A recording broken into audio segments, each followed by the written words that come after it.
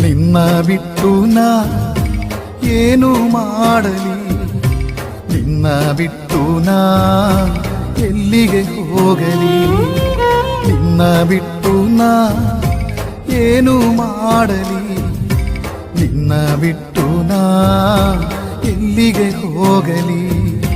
ನೀನೇ ನನ್ನ ದುರ್ಗವು ಆಶ್ರಯವಾಗಿದೆ, ನೀನೇ ನನ್ನ ರಕ್ಷಣೆಯು